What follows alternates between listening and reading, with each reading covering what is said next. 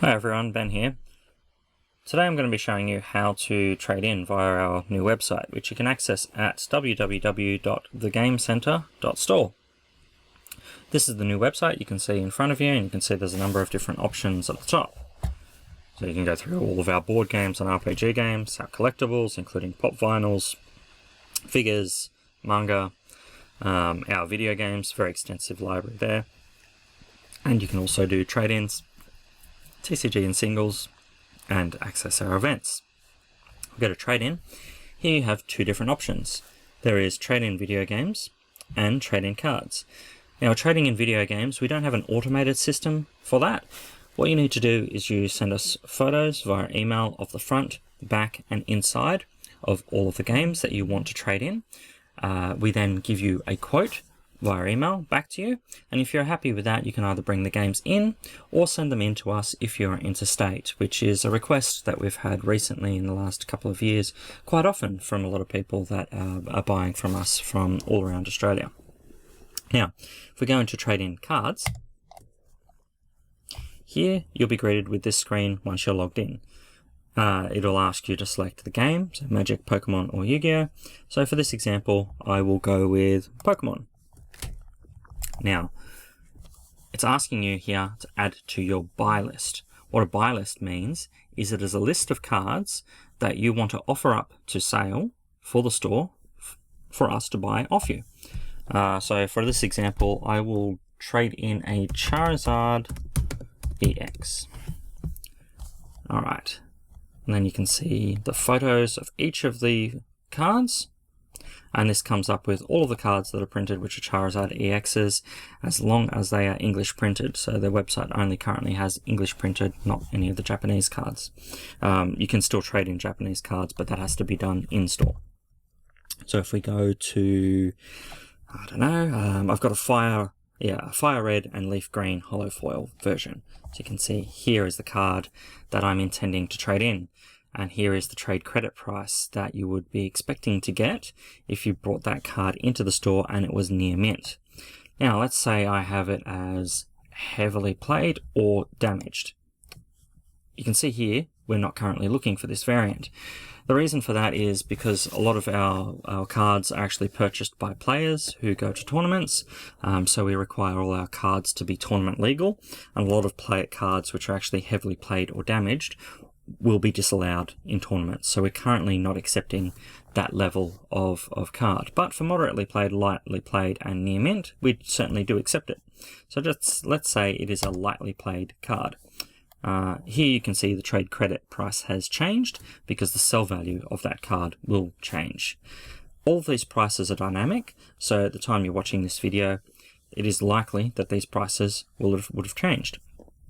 So I want to trade this card in, so I will add that to my list.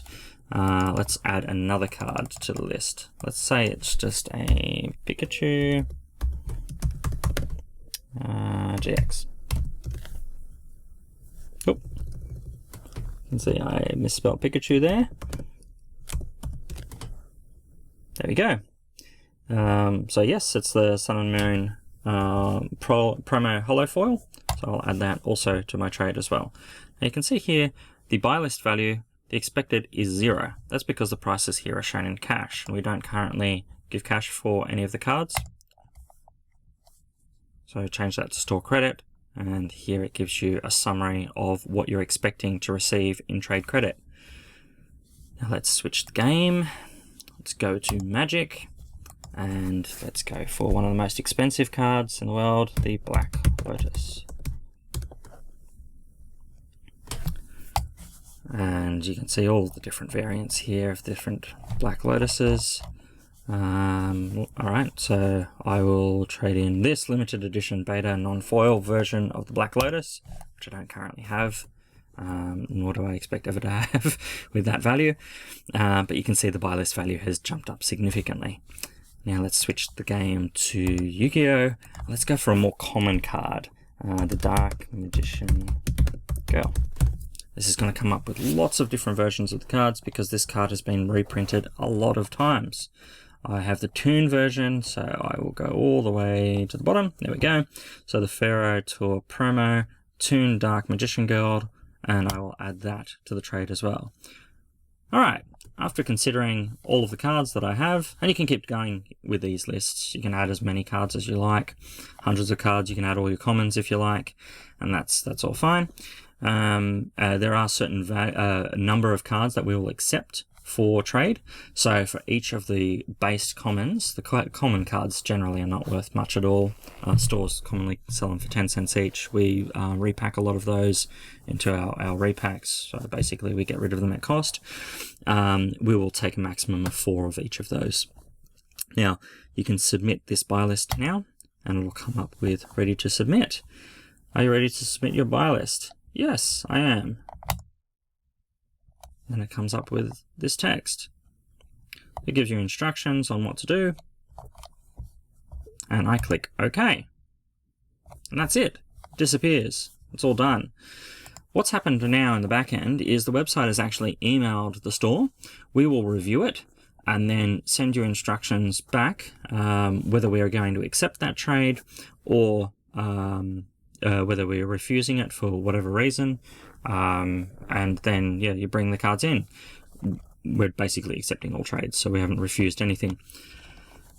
If you are wondering about the card condition, where you saw near mint and the different variations, there are a couple of different things in support here that I've created, which is trade-in tips and terms and the card condition guide.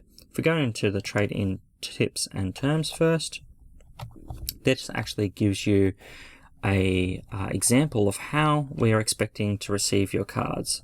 So protected, actually sleeved. Each of the individual cards should be sleeved.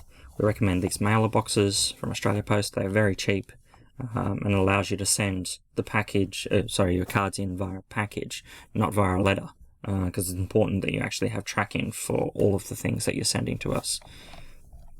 And then there's the terms and conditions. Now the card condition guide actually shows you pictures of what we're expecting for each of the different conditions. When we receive your cards, we actually check each of the cards individually to make sure that you've marked it as the correct condition. So a lot of times people think that something is lightly played, or actually it's near mint, or vice versa. And then there's moderately played and heavily damaged.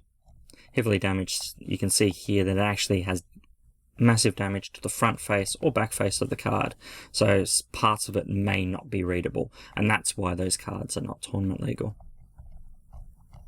Anyway, that brings an end to the video. I hope you've enjoyed it. If you have any questions, please contact us. You can contact us at the store via phone number, email, or any of our social media channels. Thanks.